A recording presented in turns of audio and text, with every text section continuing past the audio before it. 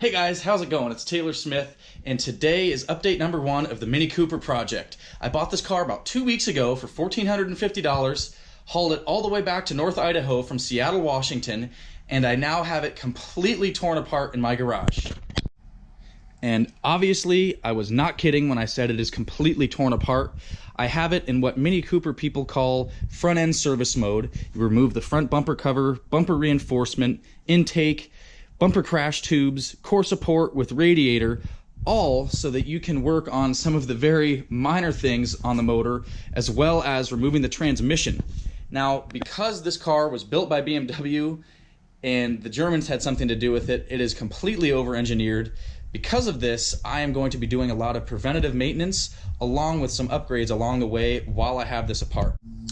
So the reason I was able to pick this car up so cheap is in fact because the clutch was not working. So I've never actually driven this car. I've heard it run, but it did not drive when I bought it. And right here is the clutch kit that I bought for the car.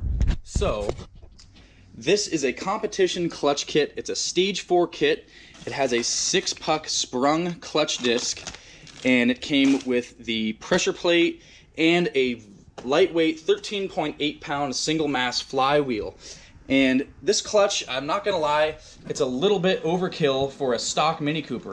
Actually, who am I kidding? It is very overkill for a stock Mini Cooper. This thing should support up to 350 foot-pounds of torque out of one of these cars, which is what they advertise. And I did not want to change another clutch in this car by buying a cheap one to begin with, so I decided to buy the expensive parts right away so that I didn't pay for it twice. This kit also came with ARP fasteners, which I think is great for the flywheel to bolt to the back of the crankshaft, and all other hardware, along with a brand new throwout bearing, and they even provided Loctite with it too. So it's a very complete kit. I'm excited to have this installed, and it should perform very well when I add power down the road. Now the kicker here is that that clutch kit was almost $700 on Amazon, which was actually a good deal for it because Manufacturer Direct offered it at $850. And I didn't really want to spend half the value of the whole car I bought on just a clutch, but I did it to avoid hassles down the road. Now, speaking of power, I have some other upgrades that I want to show you now. Now, this right here is probably one of the most common power adders that these R53 Mini Cooper people use. This is a Craven speed 15% reduction pulley, or underdrive pulley, which in turn spins the supercharger 15% quicker than stock, which will produce 4 psi more of boost, which is a good thing. I'm going to be putting a cooler set of plugs in this too, since we're increasing cylinder pressure. So this is one of the projects I'll be tackling today, along with the clutch. This may actually take a couple days depending on how long it takes me to get this apart. The other things I have here, brand new belt to put on with that smaller supercharger pulley. I have a new rear main seal to install while the clutch and flywheel assembly is out. And then I will be changing the supercharger fluid as well. And I have this AC Delco Supercharger Oil here. It's a very tiny supercharger and has its own oiling. It's similar to like a ProCharger, where it's all a self-contained unit, as opposed to a root style blower that has oil circulating through it from the top end of the motor. Here is the engine with the supercharger removed. I'll move this condenser down so you can see a little bit better. I had to remove the dipstick tube, which goes in to the block right there, and then there are 2 13mm nuts that go into the side of the supercharger.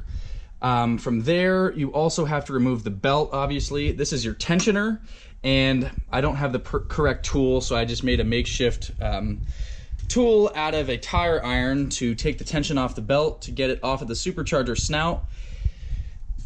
Next, the alternator actually bolts in there too. Got to remove that, and then these are just the wires for the alternator. I took those off just so that I didn't have it dangling on the ground. And then lastly, this is your supercharger intake plenum. It's a piece of plastic, and that is old and kind of brittle, so be careful if you're doing this one yourself.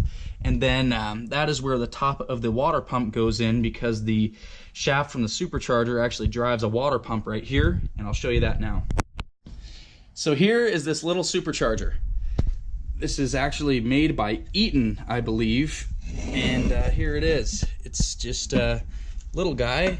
So this is the belt that we're gonna, or the pulley rather, that we're gonna be removing, and then there is a drain plug behind this water pump. Now, this car is 15 years old now. I think I'll change this water pump while I have it apart.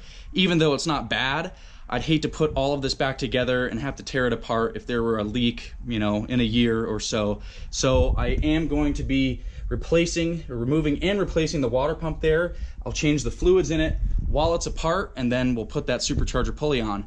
I think I'm gonna get started on pulling the transmission out now that this clears up some more room for the bell housing bolts. All right, guys, I've been chipping away at this, and I have the whole lower cross member out of the car. That is necessary to pull out so that you can get the transmission over to the driver's side to pull it out, because it would be hitting some of this bracketry here. A lot of work, and I know what you're thinking. This guy has a lift right behind him. Why is he not doing it on there? But it's just a storage lift, not a service lift, so the car's jack standed on the frame rails. It's just a little bit safer way of doing it here on the ground. Next thing, I'll be tackling the bell housing bolts. Transmission mount, I'll have to use my jack to support the weight of the engine, since the only support that it really has at this point are the upper motor mounts. So once I do that, we'll start tackling this clutch. Well, guys, I'm really close to getting this transmission out, but there's one thing I wanted to point out. When I bought the car, I did put it up on my lift, and I noticed that the driver's CV boot looked to be bad, and sure enough, I was right. It's been throwing grease in here for who knows how long. It's pretty fresh grease even up there, and you can see this gigantic hole on the inner CV boot. Depending on the cost, I may just replace both axle shafts. The passenger side is also worse. I'll show you that real quick. You can see that CV is just completely gone and has also been throwing grease. So depending on the cost, I'll either just change both axles or change all 4 CV boots, 2 on each side. So always some unexpected thing, as I mentioned in my other videos, when you buy somebody else's junk. Underneath the car here, you can see I've got both axle shafts removed from the transmission. The cross member's out. I detached the starter motor from the bell housing, so really the last things that need to be done are just removing the rest of the bolts, and then I will need to support the motor again with my jack, because once the transmission mount comes out, it will not be very stable. So this is all the work I've been doing off camera under here. There were also a couple heat shields up top that need to be removed. Pretty straightforward though. Anyways, I'm gonna get back to this work, and I'll show you guys this process of trying to pull this thing out.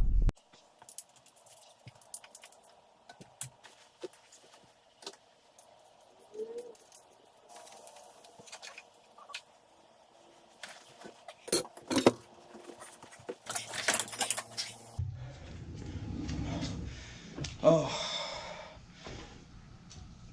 some wires got cut up top underneath this last bolt, and I had to fish them out of there. Whew, tranny's out. Well, guys, I'm completely filthy and worn out, but I got this not carrier bearing, but throwout bearing out.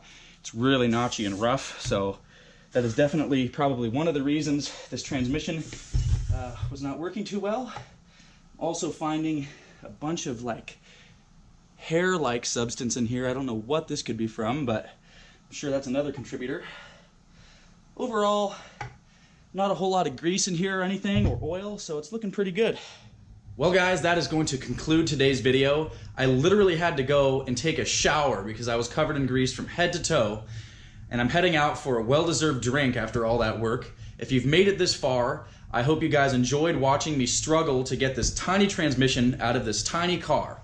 If you did, please give the video a big thumbs up and subscribe to the channel to see more automotive content like this. Tune back in the next couple of days, and I should have another upload of hopefully putting this car back together with some of these nice new parts that I've ordered. I did decide to get new axle shafts just to have the peace of mind of brand new parts under there. So I'm looking forward to seeing you guys next video.